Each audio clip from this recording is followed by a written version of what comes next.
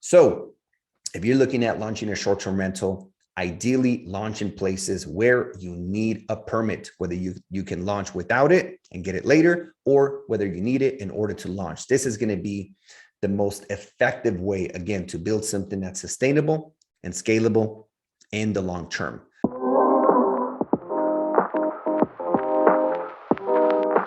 Hey everyone, Jorge Contreras here with another episode. And on this one, I'm going to talk about how to master regulation in your area.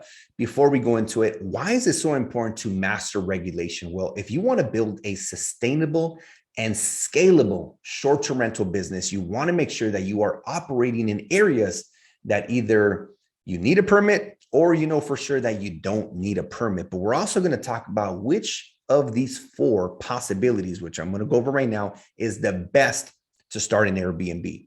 But again, some people, the problem they have is that they go somewhere like to a particular city just because they grew up in that city, just because they know that city, maybe because there's a high population or a lot of tourism, or because they see other people operating Airbnbs. They automatically think that they can operate an Airbnb too, and that is not always the case.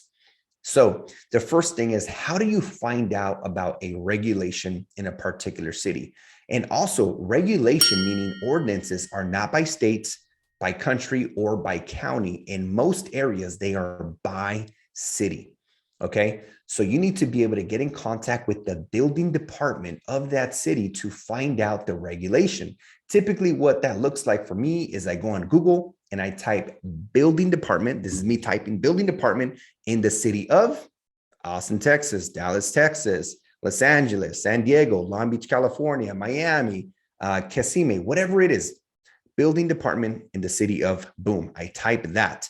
And then the phone number is going to come up and I call the city's building department and I say, hello, my name is Jorge. I am interested in learning about your short-term rental regulation. And when I speak to them, they are going to give me four possibilities. Possibility number one is, Jorge, we do not regulate short-term rentals in this area, meaning you do not need a permit. We're not issuing permits. Typically, for me, that's a green light. Possibility numero dos is you can launch an Airbnb in this area and you do need a permit, but you can go ahead and launch first and get the permit later. That's great too. I like that. Possibility number three is you actually need a permit in order to upload a Airbnb listing to the platform, meaning you cannot create or launch a listing without the permit number.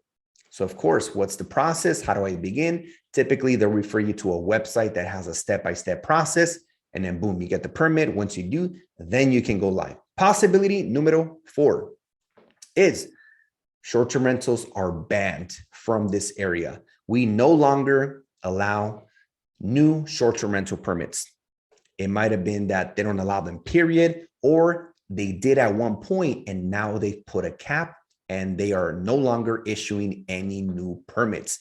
Now, those are the four possible outcomes. Now, let's talk about the two best possibilities, because again, you don't want to go through the process of paying rents, deposit, furniture, appliances, decor, supplies, and then 6 months later, it's like, oh, I didn't know you couldn't do Airbnb, and then boom, now you got to shut it down. Now you got to put a long-term tenant in there for the remainder of the lease, collect your deposit, and then go on to the next one. The best two possibilities is number 2 and 3. Number 2 is being, hey, go ahead and launch and get your permit later. That's one of the best ones. The second other that is also one of the best ones is number 3, which is you need a permit in order to launch. And the reason I like number 2 and number 3 is because if they already have regulation, if they already have an ordinance, when and if they make changes in the future, they're typically minor because it's already regulated. They already came up with a game plan to create a win-win relationship between everybody in the community.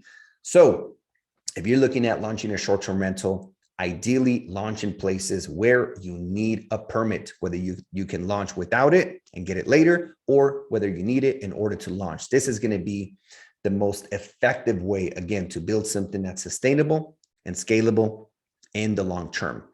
And with that being said, guys, that wraps up the episode. Make sure you truly master the regulation in your area before you go talking to landlords. That's the very first thing you should do before looking at data, before looking at softwares, before looking at the revenue and occupancy of other Airbnbs.